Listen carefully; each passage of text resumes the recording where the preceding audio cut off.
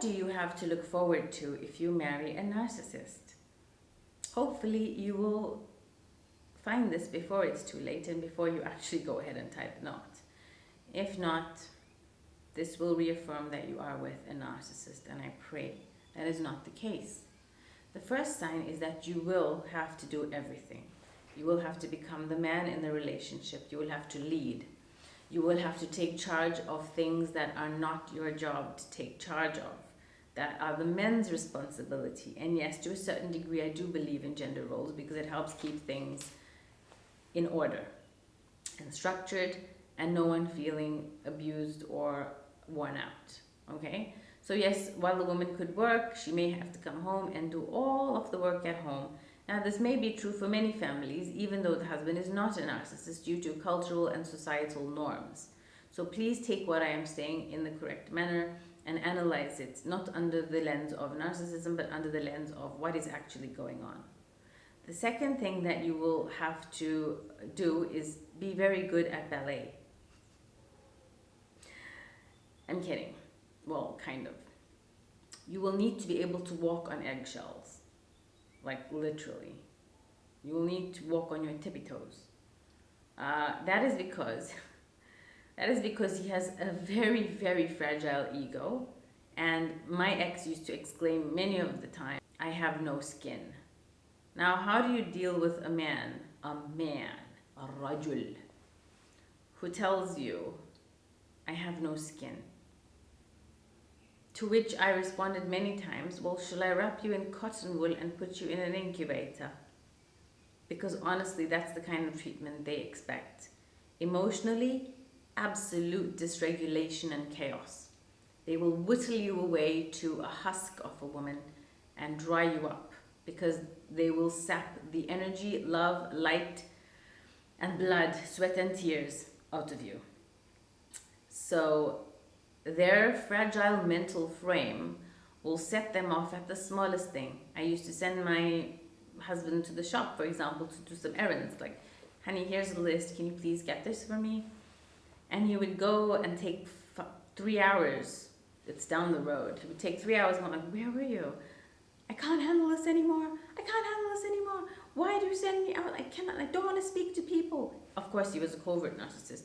So any small human interaction made him feel like he had no bones in his body, made him feel like he was without skin, made him feel like he was going to explode, anxiety, slime all over the shop walls. He would constantly put me in mother mode, which you will have to accept your role as if you marry this man. You will have to be his mother. That is the role, that is the dynamic you enter into when you sign that marriage contract. He is the child and you are his mother. And this role will flip now and again, as in the love bombing stage. He was your mother and you are the child. This has nothing to do with gender. It is just a psychology,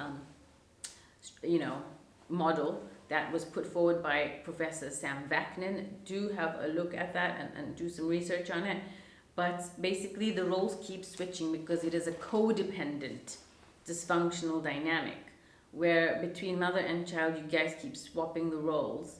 And sometimes he cares for you, sometimes you care for him, but it's never a healthy dynamic of give and take, of mutual consent, mutual appreciation, mutual effort.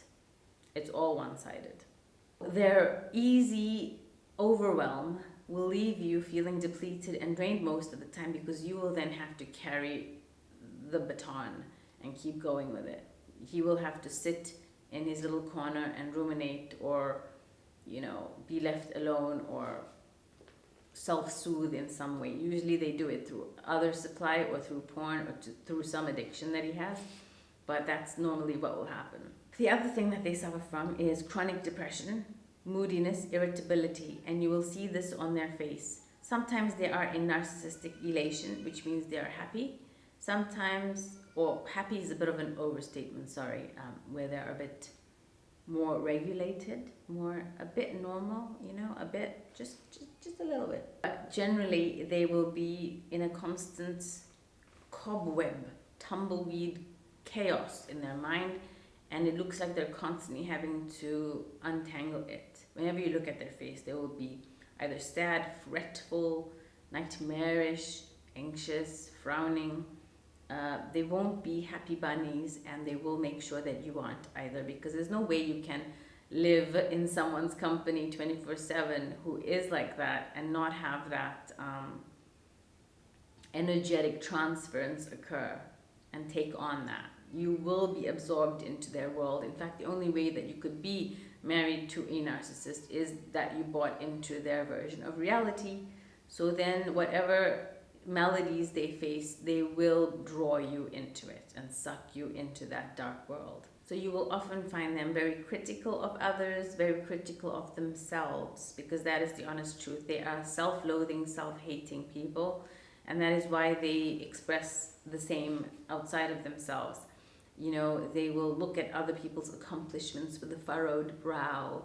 They will look at other people like they're nothing, or diminish their worth, or see a trophy or a diploma or a degree or a certificate on the wall and say that they could do that, they could do even better, or they have done better, or find some way to shit on it. They are incessantly, insanely competitive. Everything is a competition with them. Tit for tat, rat-a-tat-tat. If you have a conversation with them, it's not a normal conversation. It's like a game of ping pong. Patong, pating. Patong, pating. You see, that's how the conversation flows. They have to be combative with you. It's something to win in every single area. It's a very exhausting and tiresome way to live, and that is how they conduct their daily life with everyone, even young children. You will see that mentally they are on the same level as young children, except they're in a grown-up's body. But when you see the way they fight and exchange and tussle with kids, you realize you're just one of them.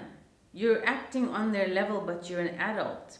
The kind of arguments you have with a 4-year-old is exactly what they will do, and the kinds of arguments they will have with you, or they will have with another 4-year-old.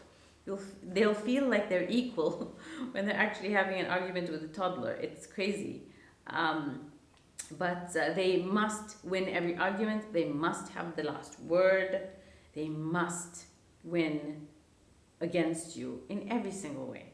If they don't, or are not able to, for example, if you're good at cooking, if they are not, they will then put your food down and diminish your accomplishment in order to have the superiority or have the upper hand.